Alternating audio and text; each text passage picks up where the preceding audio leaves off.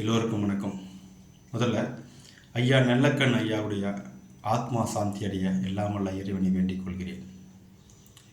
அவர் இறந்த பிறகு அவர் நம்ம வாழும் காலத்தில் வாழ்ந்த ஒரு காமராஜர் கக்கன் அப்படின்னு நம்ம சொல்லிக்கிறோம். 101 வருஷம் இந்த மண்ணில் மக்களுக்காக வாழ்ந்துருக்கிறாரு. ஏன் வாழும் பொழுது அவருக்கான ஆதரவு நம்ம தெரிவிக்கலை, ஒரு ஆட்சி அதிகாரத்தில் அவரை உட்கார வைக்கல. அப்படி உட்கார வச்சிருந்தா நல்ல மாற்றமும் நல்ல அரசியல் தலைவரும் நமக்கு கிடச்சிருப்பாங்களே. அதையே நம்ம செய்ய தவறுறோம் அப்படின்றது தான் என்னுடைய வேதனையான விஷயம். ஏன்னா காமராஜர் கக்கனையே நம்ம வஞ்சிச்சு அவரை நம்ம தோற்கடிச்சிட்டோம். அப்படி இருக்கும்போது எப்படி நல்ல நல்ல தலைவர்கள் கிடைப்பாங்க? உதாரணத்துக்கு கேப்டன் அவர்கள் மக்களுக்கு நல்லது செய்யணுன்ற ஒரு நல்ல எண்ணத்தில் தான் அரசியலுக்கு வந்தார். அவர் அரசியல் செய்ய விட்டோமா?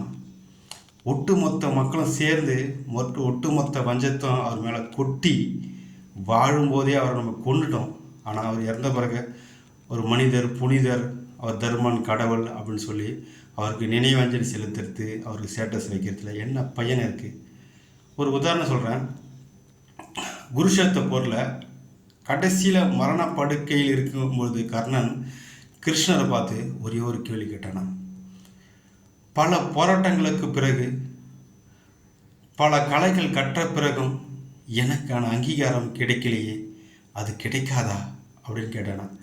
அதற்கு பகவான் கிருஷ்ணன் கண் கலங்கிய நிலையில் அவர் சொன்ன பதில், உன்னுடைய கவச குண்டலத்தை பிடுங்கிய நிலையில், தேர் சக்கரம் மண்ணில் புதைந்த நிலையில், நீ கற்ற கலைகள் அனைத்தும் மறந்த நிலையில், நீ வாங்கிய சாபங்கள் அனைத்தும் ஒன்று சேர்ந்து உனக்கு எதிராக செயல்பட்ட நிலையில் நிர்கதியாய் நின்ற உன்னை கோழையாய் நாங்கள் உன்னை கொன்றோமடா அப்படின்னு சொன்னாராம்.